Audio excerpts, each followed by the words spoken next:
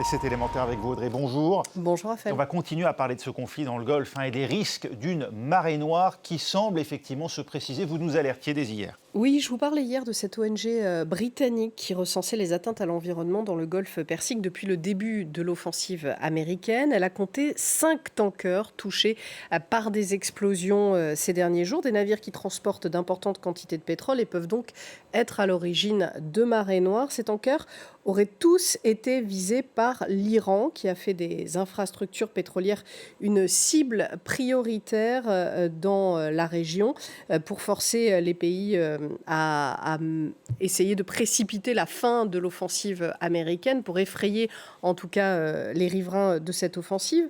On va regarder ensemble maintenant le trafic maritime dans le golfe Persique. En rouge, vous voyez le nombre de tankers qui sont actuellement présents dans cette zone du golfe Persique et du détroit d'Ormuz.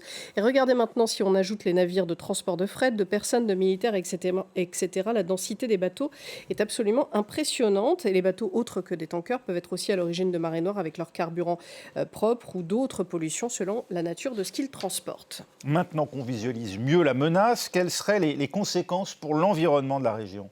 Eh bien, ça ne vous aura pas échappé, le golfe Persique est une mer semi-fermée par le détroit d'Ormuz et donc le renouvellement de l'eau y est moins important, il y a moins de brassage, donc un risque plus important en cas de pollution, mais aussi une fragilité plus grande face au changement climatique.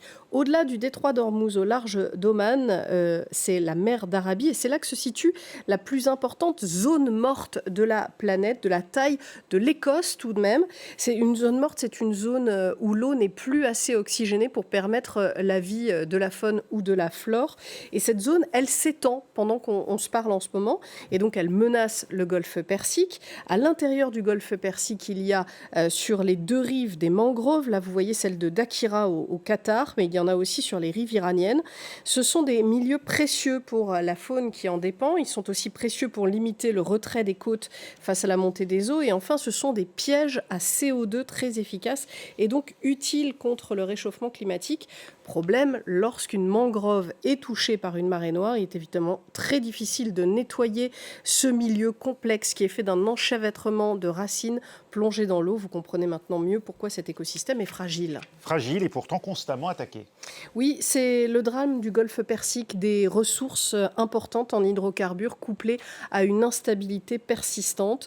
En 1991, vous voyez les images d'archives de la guerre du Golfe, cette guerre, elle a donné lieu à la pire marée noire de l'histoire au niveau mondial. En quittant le Koweït, l'armée irakienne sabote une grande partie des puits de pétrole de l'Émirat et entre 700 000 et 900 000 tonnes de pétrole se déversent dans le golfe Persique. Résultat, la mort de 30 000 oiseaux marins, la moitié des coraux de la zone touchée, le cycle de ponte des tortues marines perturbé.